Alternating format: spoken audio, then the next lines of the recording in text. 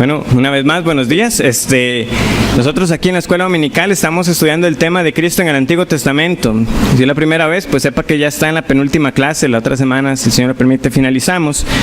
La próxima semana, de hecho, inicia un nuevo trimestre. Solamente que pedí prestada una semana más para poder finalizar apropiadamente con el material. ¿Y qué es lo que hemos estado estudiando? Bueno, hemos visto primeramente lo que es el fundamento de la palabra misma, enseñándonos como Cristo le enseñó a sus discípulos que todo el Antiguo Testamento testificaba de Él, porque Él les enseñó cómo en las Escrituras, empezando desde Moisés, los profetas y los salmos, lo cual era una forma de resumir toda la Biblia, testifica de Él. Y habiendo entonces nosotros tenido esa verdad como fundamento, nos hicimos la pregunta: ¿a quién estamos buscando? Ya sabemos que es Jesús, pero ¿qué es lo que hace a Jesús único? Y el tener esas características por medio de sus atributos y de sus oficios, nosotros tener esas pistas que nos ayuden a encontrarlo. ¿Por qué? Porque en el Antiguo Testamento no vamos a leer directamente el nombre de Jesús, pero sí muchas profecías, muchos nombres, muchas apariciones antes de que Jesús encarnara, que nos permiten llegar a Él. Pero particularmente, vimos también que hay otra área en la que nosotros podemos encontrar al Señor y que se conoce como la tipología. Así como la palabra tipo que usamos nosotros, que nos da la idea acerca de algo, como de un patrón, o como vimos el origen de la palabra, esa huella que deja un instrumento. La huella en sí misma simplemente me apunta al instrumento que la hizo. Eso es lo que uno debe tener en cuenta. Una vez que uno encuentra el antitipo, que sería entonces el cumplimiento del tipo, ya el tipo pasa a un segundo plano. Yo me quedo con aquel que es verdaderamente la realidad, el cuerpo. Por eso les dije también que quizás una palabra que nos sea más útil sea recordar la palabra sombra. Usted con la sombra se da una idea de lo que puede ser el objeto que la está proyectando. Pero una vez usted encuentra quién la proyecta, usted se queda con el que la proyecta, no con la proyección. Entonces el Antiguo Testamento está lleno de sombras. Y para resumir entonces la clase de la semana pasada, que fue la primera parte de tipología, voy a leer para ustedes lo que dice este autor. La tipología, dice él, ha resultado ser algo controversial, debido tal vez a los extraños excesos propuestos por ciertos exponentes del método. No obstante, es un método que se basa en las escrituras mismas y no puede ser ignorado. Cuando es bien entendido, abre las puertas de la estructura de la revelación, de tal forma que no quedan vínculos abandonados al azar o a la imaginación. La esencia de la tipología radica en reconocer que dentro de la misma escritura hay ciertos acontecimientos, personas e instituciones de la historia bíblica que guardan relación con acontecimientos, personas e instituciones posteriores. La relación se basa en que el elemento más antiguo prefigura al posterior y este último complementa o completa al primero. Como les decía, también hay quienes descartan a veces la tipología porque lo ven como sinónimo de alegoría o como una forma más de alegorización, pero no es el caso. Y de nuevo cito a este autor que lo explica en palabras sencillas y breves. La tipología es descartada en ocasiones por considerarse una variante de la alegoría y que por eso es extrema e inválida. Esta es una confusión común que debe evitarse. Por un lado, la alegoría era un método que en esencia consideraba insignificantes de por sí los acontecimientos antiguos e imágenes. Podían tener algo de importancia, pero la verdadera tarea era buscar más allá de ellos, el significado espiritual más profundo. Este significado con frecuencia no tenía ninguna relación con el significado histórico original. Y la tipología no descarta el sentido histórico. La tipología no viene a cambiar el evento que nosotros estamos estudiando, sino que nos da la sombra que luego nosotros vemos cumplida. Esa es una de las diferencias esenciales. La tipología reconoce el significado histórico original del texto. También añade él, la tipología nos ayuda a responder las preguntas sobre cómo Dios salvó a las personas antes de que se revelara el único y singular hecho salvador de Jesucristo. Porque nosotros afirmamos que la salvación es solamente por Jesús y siempre ha sido únicamente por Jesús, aún antes de que Jesús se encarnara. Entonces, ¿cómo creyeron las personas antes? Bueno, precisamente porque el Señor dio muchas sombras, muchas figuras que las personas, al poner su mirada en ellos, no se quedaban con las sombras, sino que sabían que eso estaba apuntando a algo más. Nosotros en eso debemos conceder ese crédito de que la revelación del Señor cada vez iba ampliando más la verdad acerca de un único Redentor que el pueblo esperaba. Y sabemos que era así porque personas en efecto lo esperaban. Simeón esperaba la venida del Mesías. ¿Y cómo sabían ellos eso? Bueno, porque el Señor había dado sombras y que todo eso iba a pasar. Lo que ocurrió fue que muchos no reconocieron a Jesús como el Mesías y por lo tanto aún persistieron en quedarse con las sombras, pero no porque creyeran que un día vendría el Mesías. Entonces, habiendo dicho esto, si es que hay personas, eventos y objetos que sirven como tipos, como sombras, como figuras, son muchísimos los casos que podríamos estudiar, ¿verdad? Porque también, como les mencioné la semana pasada, la postura de la que estamos partiendo es que hay más tipos que los que el Nuevo Testamento a nosotros nos confirma. El Nuevo Testamento nos da a nosotros el patrón. Del Nuevo Testamento nosotros aprendemos cómo realmente funciona la tipología, pero hay más.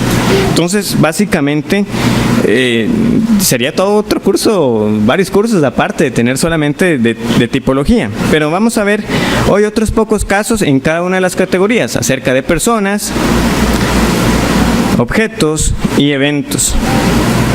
Entonces, en cuanto a las personas, como dijimos muy al inicio del curso, hay figuras que sirven como mesías menores. O sea, claramente el pueblo llegó a entender ese no era el que esperábamos. ¿Por qué? Porque fallaban, porque morían. O sea, claramente no era el Mesías prometido. Pero ellos entonces apuntaban a aquel que iba a ser ese Mesías final, que es a la vez rey, sacerdote y profeta. Y es lo que les decía, el Nuevo Testamento lo confirma, y en este caso son las mismas palabras del Señor en los Evangelios. Señal no les será dada sino la señal del profeta Jonás. Y he aquí, más que Jonás. O sea, Jonás fue un profeta, pero fue un profeta menor en ese sentido. ¿Quién es el profeta? Es Jesús, y él mismo lo dice. Jonás fue profeta, pero he aquí alguien más grande, mayor que Jonás. Salomón fue rey, pero Cristo es mayor que Salomón, también en ese mismo pasaje. Aarón fue sacerdote, pero Cristo es mayor que Aarón. Su sacerdocio es mejor. Entonces, particularmente vamos a detallar un poco acerca de Aarón como tipo. Si hay un lugar que es una fuente rica de tipos, aunque estos están en todo el Antiguo Testamento, es sin duda el Pentateuco, los primeros 5 libros del Antiguo Testamento. Ahí podemos encontrar tipos abundantemente. En el caso de las personas, la semana pasada lo mencioné, Moisés es un tipo, pero Aarón también. Aarón como sacerdote es una sombra del Señor. ¿Por qué? Porque como vimos, el sacerdote era alguien escogido y ordenado por Dios para ser el representante de los hombres ante Dios. Y entre sus funciones estaban ofrecer los sacrificios a Dios, la reconciliación por los pecados del pueblo y la intercesión ante el Señor a nombre del pueblo. Las personas tenían que reconocer algo: yo no me puedo acercar a Dios si no es por medio del sacerdote. Yo necesito a un representante, yo necesito a un mediador. Particularmente el sacerdote se vestía de manera muy particular. Era algo impresionante. O sea, es decir, las personas al ver las vestiduras del sumo sacerdote, ahí mismo en esas vestiduras también ellos estaban recibiendo mensajes, estaban viendo tipos que llevaban a la verdad de el sacerdote final, del Mesías final que debían anhelar y en quien debían creer. Todo ese detalle de las vestiduras, en particular, ustedes las pueden encontrar en Éxodo capítulo 28. Y como ven, es un capítulo de 43 versículos. No vamos a poder leer el capítulo, simplemente para que tengan la referencia, en Éxodo 28 hay toda una descripción de esas vestiduras. Pero de nuevo, volviendo a esa motivación del curso, Y como vamos a ver también con el tabernáculo, ¿cuántas veces pasamos nosotros por ahí y vemos todo ese detalle de las vestiduras y uno se queda como, ¿y qué con todos esos detalles? ¿De qué me sirve saber cómo era el efod, cómo era el pectoral? Si nosotros estamos bien claros de que en efecto en el sumo sacerdote de la antigua dispensación tenemos una sombra, sin duda las vestiduras que le fueron dadas por el Señor no eran casualidad. Eso es lo que yo debo plantearme. O sea, el hecho de que el Señor haya querido revelar cómo el sumo sacerdote se vestía es porque ahí mismo también habían indicaciones para uno. Por ejemplo, el efod. El efod nos enseña a nosotros que Cristo tiene el poder para sostener a su pueblo. Dice el versículo 12. Y pondrás las 2 piedras sobre las sombreras del efod, para piedras memoriales a los hijos de Israel. Y Aarón llevará los nombres de ellos delante de Jehová sobre sus 2 hombros por memorial. En un sentido que estaba llevando el sacerdote, estaba llevando al pueblo sobre sus hombros. Estaban los nombres de ellos escritos ahí. Claramente pueden venir a nosotros pasajes, ¿verdad?, del Nuevo Testamento que hablan de Jesucristo como aquel sobre quien el Señor cargó los pecados de su pueblo. Luego también el mismo profeta Isaías lo dice. Tenemos también el pectoral. El pectoral enseña que Cristo es misericordioso para rogar por nosotros. Éxodo 28, versículo 29 y 30. Y llevará Aarón los nombres de los hijos de Israel en el pectoral del juicio sobre su corazón, cuando entre en el santuario por memorial delante de Jehová continuamente. Y pondrás en el pectoral del juicio Urim y Tumim, para que estén sobre el corazón de Aarón, cuando entre delante de Jehová. Y llevará siempre Aarón el juicio de los hijos de Israel sobre su corazón delante de Jehová. Continuamente ahí los llevaba, cerca de su corazón, sabiendo que él era un representante del pueblo. La lámina en algunas otras versiones podemos leer que era también como una especie de corona. Esta lámina de oro nos enseña que Cristo tiene el mérito para presentarnos al Padre. Una vez más, como aquel que tenía esa dignidad, dice el versículo 36. Harás además una lámina de oro fino y grabarás en ella como grabadura de sello, santidad a Jehová. Y la pondrás con un cordón de azul y estará sobre la mitra, por la parte delantera de la mitra estará. Y estará sobre la frente de Aarón, por eso les digo como una especie de corona. Y llevará a Aarón las faltas cometidas en todas las cosas santas que los hijos de Israel hubieren consagrado en todas sus santas ofrendas. Y sobre su frente estará continuamente para que obtenga gracia delante de Jehová.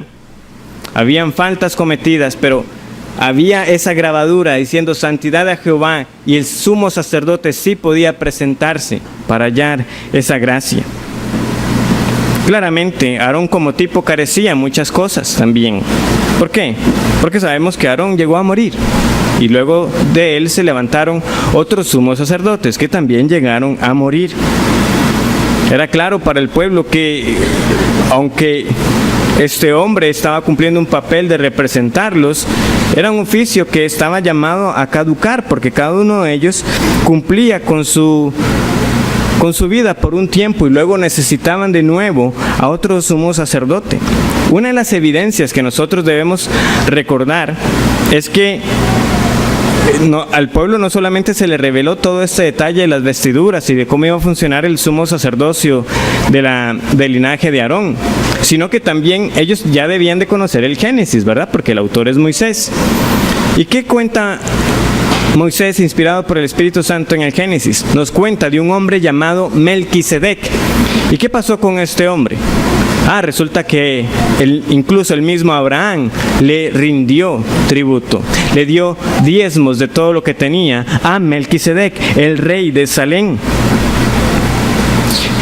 Sí, el sumo sacerdocio de Aarón cumplía un papel muy importante. Pero el padre de la fe, el padre de ellos, por decirlo así, Abraham, le rindió culto a uno mayor. Y nosotros no volvemos a leer de Melquisedec ¿hasta cuándo? Hasta el Salmo 110. Y ahí se nos confirma que en efecto este Melquisedec es uno superior. Y luego viene Hebreos y nos cierra a nosotros la información por completo al decirnos que el sacerdocio del Señor Jesús es según el orden de Melquisedec. sin principio, sin fin. Y ahí se completa para nosotros entonces la enseñanza. Es claro que este Melquisedec opaca el sacerdocio de Aarón, porque el mismo Abraham lo reconoció como superior.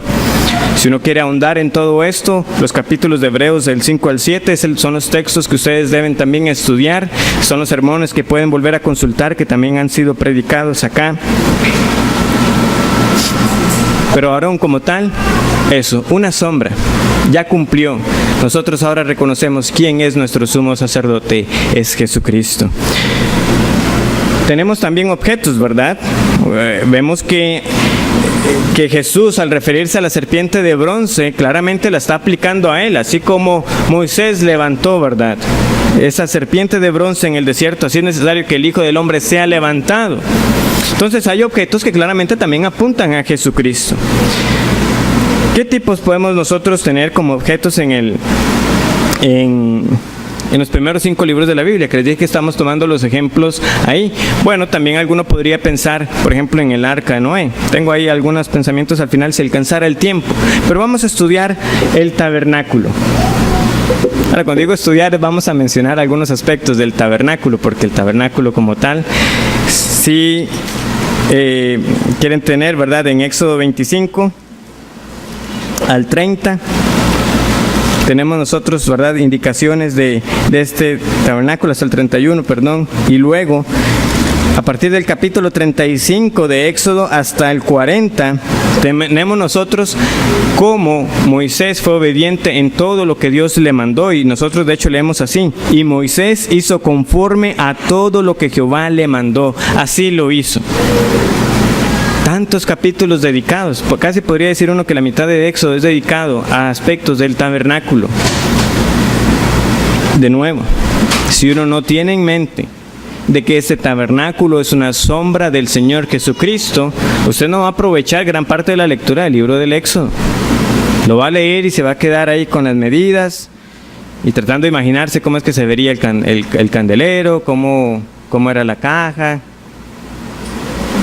y ya, y se quedó con la idea de que simplemente fue algo que el Señor le mandó al pueblo construir.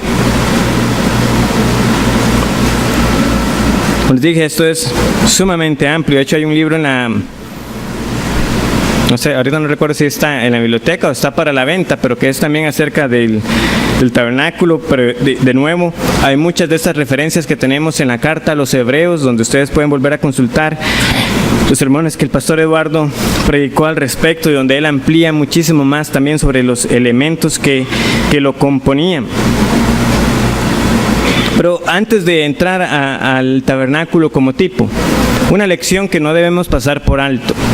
¿Qué nos enseña a nosotros de que Moisés hiciera conforme a todo lo que Jehová le mandó? Bueno, que Dios mismo estaba enseñando que no solamente importa adorar al Dios correcto, sino que hay que adorar al Dios correcto de la manera correcta, porque este tabernáculo tenía que hacerse conforme al modelo que le fue mostrado. Es como Dios lo había pedido, y por eso yo les digo que no debemos pasar por alto que constantemente también se lea: y Moisés hizo conforme a todo lo que Jehová le dijo, todo lo que Jehová le mandó. Entonces, ¿qué tipos podemos tener nosotros en el tabernáculo? Bueno, tenemos sin duda, y el que más destaca, el tabernáculo es una sombra de la encarnación de Cristo. Juan 1:14, posiblemente el pasaje más conocido al respecto, dice: y aquel verbo fue hecho carne y habitó entre nosotros, y vimos su gloria como unigénito del Padre, lleno de gracia y de verdad. El verbo aparece donde nosotros leemos: y habitó entre nosotros. Literalmente podríamos leerlo como: y puso su tabernáculo entre nosotros. Tabernaculó, tabernaculizó, no tenemos una palabra para eso, pero eso no es la palabra en el original, es una referencia claramente al tabernáculo. El tabernáculo representaba la presencia de Dios, pero viene Juan y nos dice: y el verbo puso su tienda. Era el Señor cumpliendo su promesa de que Él estaría en medio de su pueblo, Él mismo habitando. Él puso su tienda. El tabernáculo también es una sombra del cielo, porque el tabernáculo no solo proclamaba la presencia de Dios en medio del pueblo, que sino que también prefiguraba el destino final donde su pueblo habitaría con él en el cielo. Eso, ¿cómo podemos saberlo nosotros? Vamos a Hebreos capítulo 9.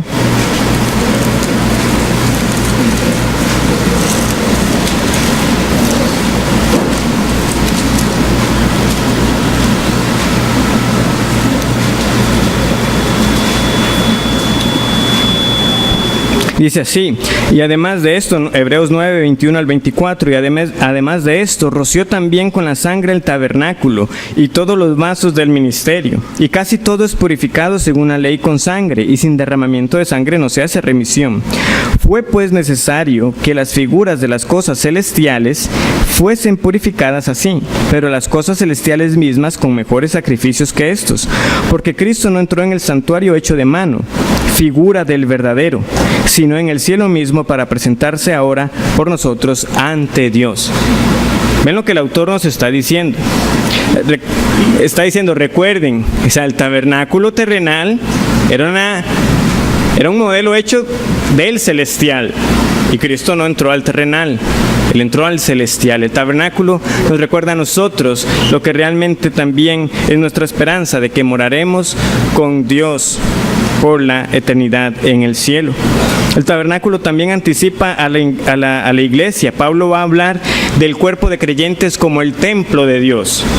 Y recordemos que luego el tabernáculo, primero fue una tienda, pero luego fue el templo que Salomón construyó. Entonces, la iglesia es llamada, vosotros sois el templo de Dios, en 1 Corintios 13, 6 al 7, y también el tabernáculo, aún incluso podría decir uno, es hasta una sombra también del creyente de manera individual. ¿Por qué? Porque tenemos mandamientos, también en este caso por Pablo, en 2 Corintios 6, 16, donde nos recuerda, ustedes, ¿verdad? Ustedes son el templo del Espíritu Santo, pero es una aplicación individual, porque es un llamado a cada creyente a una vida de pureza, ¿verdad? Dice el versículo 14, 2 Corintios 6, 14. No os unáis en yugo desigual con los incrédulos, porque ¿qué compañerismo tiene la justicia con la injusticia? ¿Qué comunión la luz con las tinieblas? ¿Y qué concordia Cristo con Belial? ¿O qué parte el creyente con el incrédulo? ¿Y qué acuerdo hay entre el templo de Dios y los ídolos? Porque vosotros sois el templo del Dios viviente, como Dios dijo, habitaré y andaré entre ellos y seré su Dios y ellos serán mi pueblo. O sea, claramente sí, es un llamado corporal a la iglesia, pero es sin duda una aplicación para cada creyente. No hay comunión con las tinieblas. También, ¿qué más hay en el tabernáculo? Bueno, resulta que ese tabernáculo es llamado de muchas maneras también a lo largo del Antiguo Testamento. El nombre primario como tienda, tabernáculo, es eso, es un lugar de habitación, declara que Dios reside con su pueblo. Era el recordatorio de su presencia constante con ellos. Porque aunque Dios es omnipresente, el tabernáculo les recordaba a ellos de una manera especial, íntima, Dios está con su pueblo. Dios es omnipresente, no hay nadie que pueda huir de su presencia. Pero ¿dónde estaba el tabernáculo? Solo estaba en un lugar. Era una presencia especial. Eso es lo que ellos tenían que entender. El hecho también de que el tabernáculo fuera una tienda, inicialmente, da testimonio de Dios identificándose con su pueblo en sus circunstancias. El pueblo vivía en tiendas, Dios habitaba en una tienda. Luego, años más adelante, el pueblo habitará en casas, el rey hará un templo y Dios habitará en el templo. Pero según las circunstancias, ahí vemos al Señor identificándose. No era el pueblo viviendo en tiendas y Dios en un templo majestuoso. No, sino que como leíamos en Isaías 63:9, en toda angustia de ellos Él fue angustiado y el ángel de su faz los salvó. En su amor y su clemencia los redimió y los trajo y los levantó todos los días de su antigüedad. En toda angustia de ellos Él fue angustiado. Vemos cómo claramente esa presencia del Señor en la tienda, en el tabernáculo, en la figura del ángel, identificándose con su pueblo. De la misma manera, nosotros siendo carne, Cristo vino en semejanza de carne, uno que fue tentado en todo según nuestra semejanza, pero sin pecado, como nos dice Romanos 8:3 y Hebreos 4:15. Otros dos nombres también que tiene el tabernáculo tenemos como la tienda de reunión, la tienda del testimonio. Ese era el lugar donde uno se encontraba con el Señor. Y la tienda del testimonio donde el Señor se revelaba. Claramente Cristo es la revelación del Padre y es el único lugar donde los pecadores pueden reunirse con Dios en paz. Finalmente, el tabernáculo también es llamado el santuario, el lugar de la santidad. El tabernáculo era diferente, no como cualquier otro tabernáculo. Era un lugar apartado, separado de lo común. Ahí estaba la presencia de Dios y demandaba precaución y reverencia. ¿Por qué? Porque a pesar de que el tabernáculo le recordaba a uno que Dios es un Dios cercano, que Dios está ahí con su pueblo, también recordaba algo. Usted no se puede acercar como si nada, tampoco la presencia de Dios. Porque luego, como más adelante nos muestra la estructura del tabernáculo, no era cualquiera el que podía entrar, ¿verdad?, en el lugar santo. Y muchísimo menos tener el atrevimiento de entrar en el lugar santísimo. Sí, Dios está ahí, pero no olvide quién está. Es Dios quien está. Era entonces un mensaje doble el nombre del tabernáculo, el santuario. Entonces, en cuanto a la estructura, ahí también hay lecciones que se pueden derivar, ¿verdad? Tenemos el atrio o el patio exterior, era el lugar, ¿verdad?, más accesible para el pueblo del pacto. Luego el lugar santo estaba velado, estaba alumbrado, pero no, era ya un acceso restringido. Ahí solo podían estar los sacerdotes. Y finalmente tenemos el lugar santísimo, un lugar completamente velado, a oscuras, donde solo el sumo sacerdote y solamente una vez al año podía entrar. Yo creo que la imagen, ¿verdad?, es también bastante evidente si uno la ve. Cuanto más cerca, más restringido. En el patio más personas podían estar. En el lugar santo ya el grupo era muy reducido. Hasta que usted llegaba al lugar santísimo, ahí solo uno podía estar. Cuanto más cerca de Dios, pero también más restringido. Mayores eran los requisitos, mayores eran los requerimientos de santidad. Pero esta misma restricción era lo que apuntaba a que este tabernáculo tenía fecha de caducidad. ¿Por qué? Porque era insuficiente como medio para llevar al pueblo a la presencia de Dios. Porque en última instancia no era verdad que todos podían presentarse. Podemos ver entonces la magnífica verdad que nos da a nosotros Hebreos cuando nos dice que ahora nosotros podemos acercarnos confiadamente. Es que nadie podía acercarse, nadie, solo el sumo sacerdote y una vez al año. Pero viene Cristo, el sumo sacerdote, Él, sumo sacerdote definitivo, y abre por completo el velo para que confiadamente podamos presentarnos al Padre. Es maravilloso. El mobiliario. Bueno, vean todos los elementos que hay. Tenemos el altar, la fuente, los panes de la proposición, el candelero, el altar de incienso, el arca del pacto. El altar, el lugar de los sacrificios. Referencia directa, ¿verdad? Usted no puede contribuir para nada para su salvación. Usted necesita de alguien más. Usted necesita a alguien que sea sacrificado. Éxodo 20, 24 al 25, tenemos la fuente que simbolizaba la pureza y la limpieza requerida. La fuente era donde usted se lavaba, pero esta es la enseñanza. Los pecadores no eran los que se lavaban. El pueblo, usted no iba y se lavaba en la fuente de usted mismo. Usted iba, presentaba el sacrificio y el sacerdote era el que lo lavaba a usted.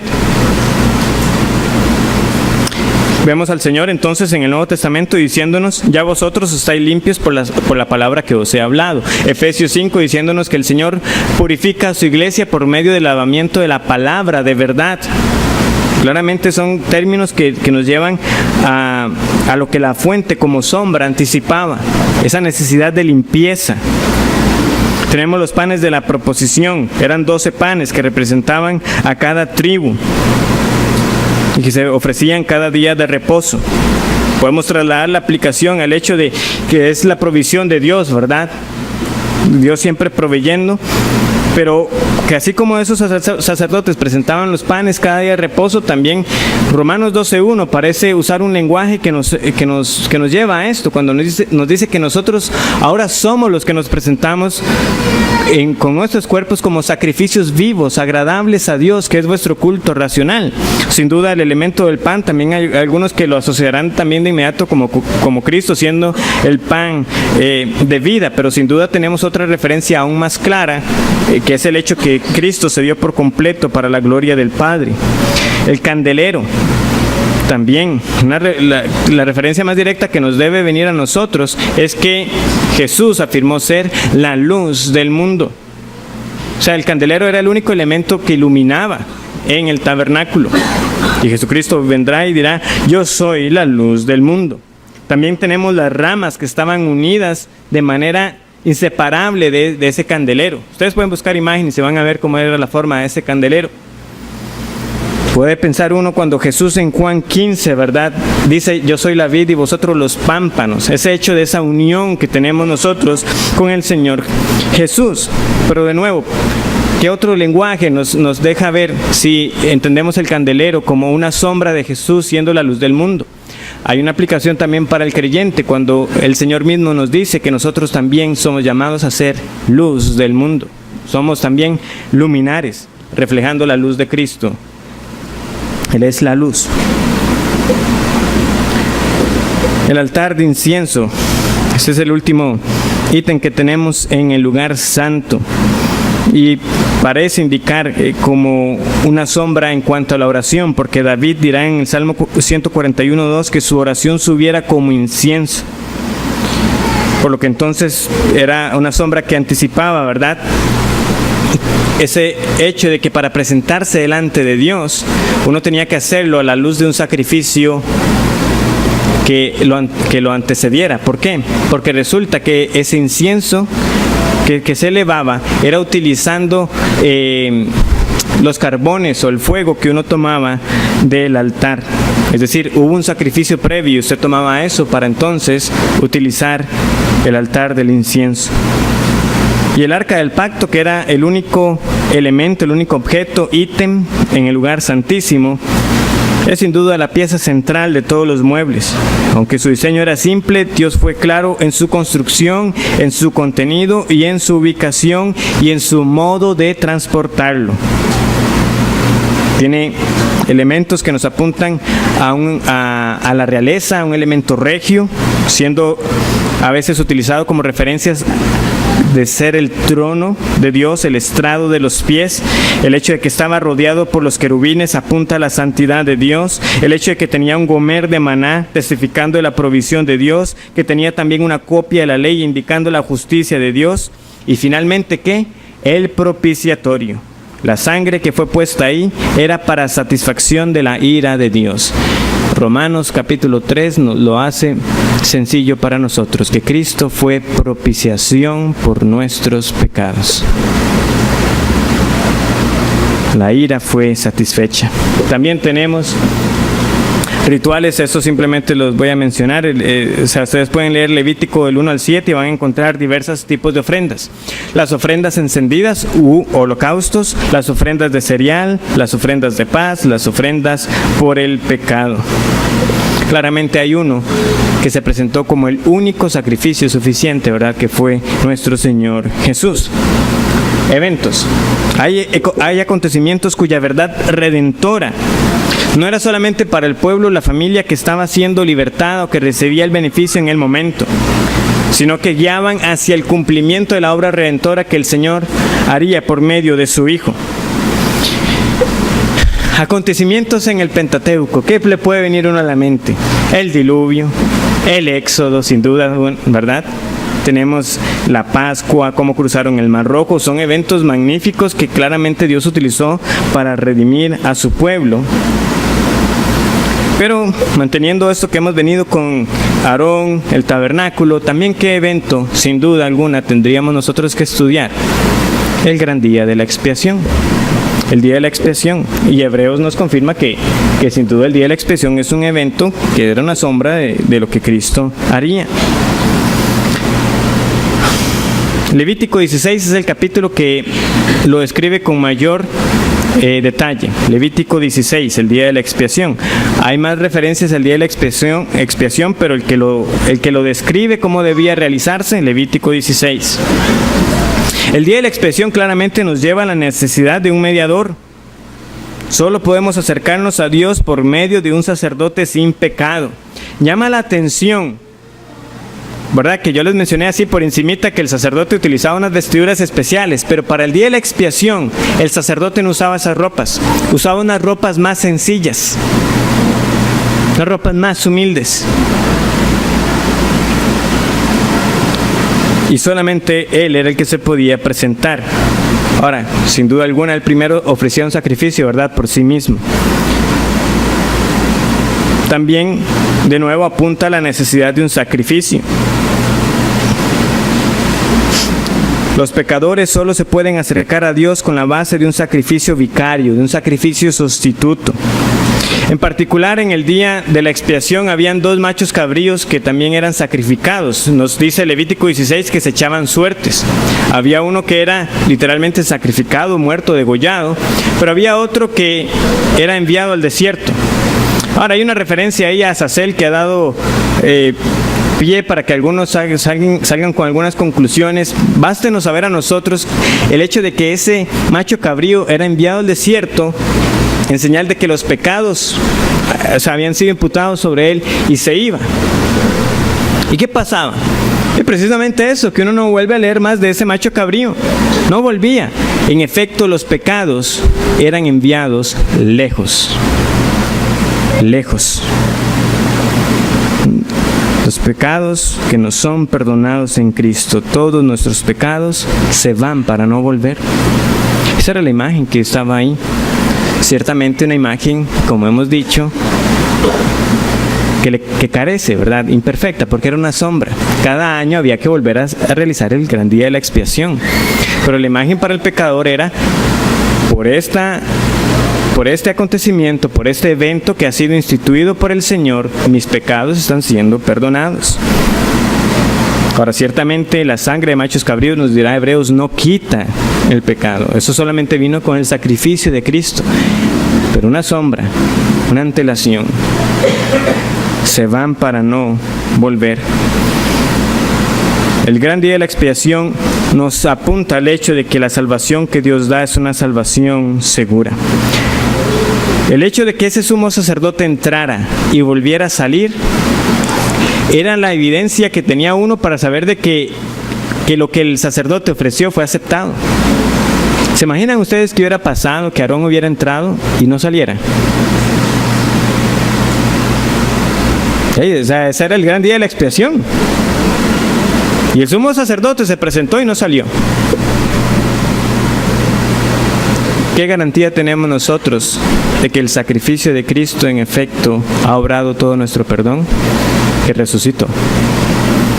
Dio su vida, pero fue resucitado. Fue aceptado por Dios. Por lo tanto, todo aquel que tiene la fe en Él puede tener la certeza de que sus pecados en efecto han sido perdonados.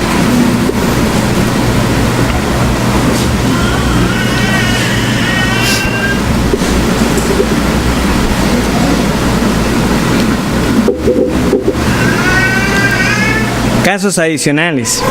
Bueno, vamos a ver si el tiempo alcanza. Simplemente voy a referirme brevemente a los 2 que tengo ahí atrás. El arca de Noé. Algunos podría preguntarse, el arca de Noé es un tipo. Cuando la primera vez que yo escuché acerca de la tipología, me salieron con que el arca era un tipo. Y yo dije, no veo cómo sacan eso. Pero cuando uno empieza a entender los principios de la tipología, si uno realmente está razonando bien y tiene los principios que hemos estado viendo y los aplica, uno puede ver que en efecto el arca como objeto también es una sombra del Señor. Todo aquel que creía en la palabra del Señor y creía que esa arca era el medio del refugio, aunque usted no sabía ni lo que era la lluvia porque no había llovido hasta entonces, en efecto iba a ser salvo del juicio de Dios. Todo aquel que pone su fe en Jesús es salvo de la ira de Dios. En ese sentido, el arca podemos ver como una sombra. Y recuerden, no tenemos que hacer muchos puntos de correspondencia, no tenemos que pensar que el hecho porque el arca era de madera y esas cosas, porque ahí es donde uno ya empieza a caer en la alegoría. Recuerden, verdades sencillas, puntos pocos pero certeros, que uno está analizando a la luz de los eventos históricos que tenemos en la Escritura. Pongo el libro de Esther porque me hicieron una pregunta interesante. Pastor, ¿podría ser una mujer un tipo de Cristo?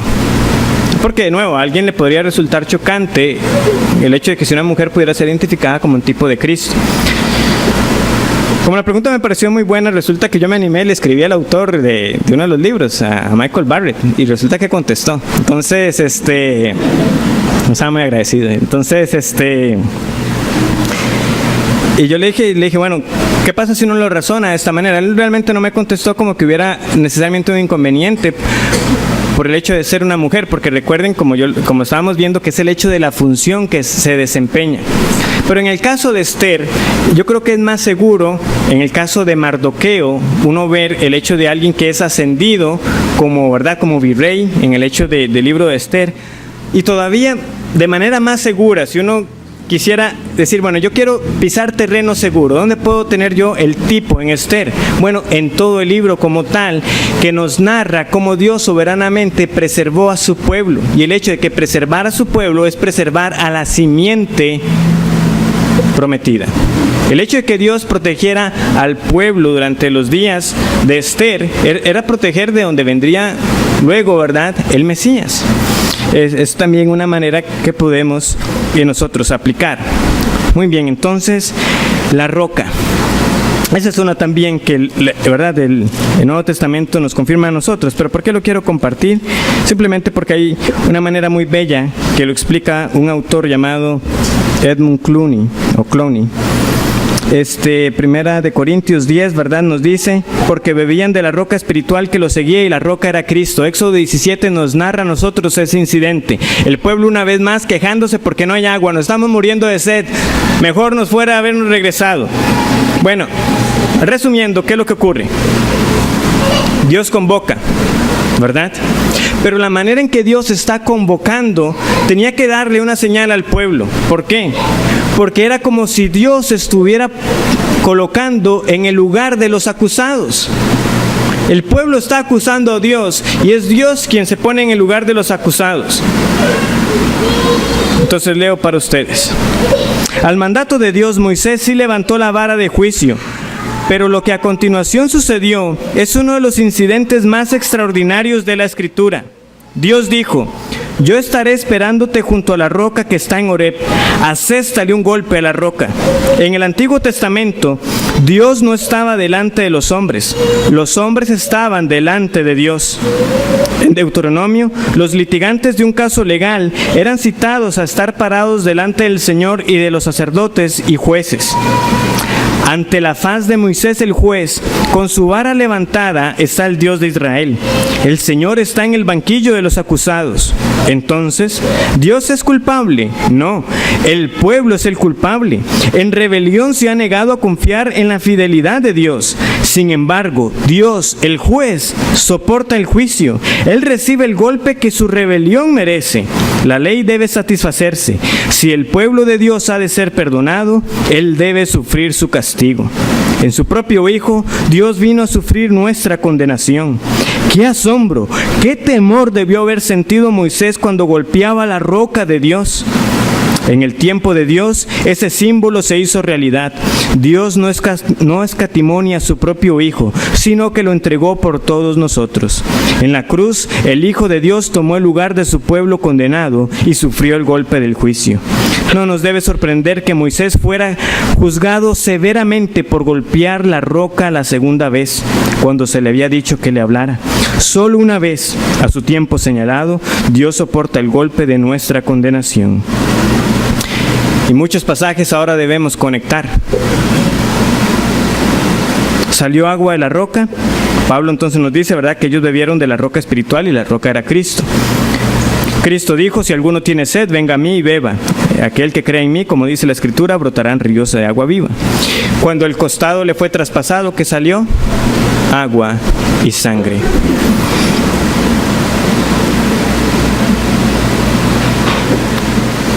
Hermanos, la tipología realmente nos abre a nosotros un tesoro, si lo sabemos aplicar, porque básicamente no nos deja cabos sueltos en la Escritura. Si creemos, y debemos creer las palabras de Cristo, que toda la Biblia da testimonio de Él, en cada libro nosotros vamos a encontrar un camino a Cristo. Que el Señor les bendiga.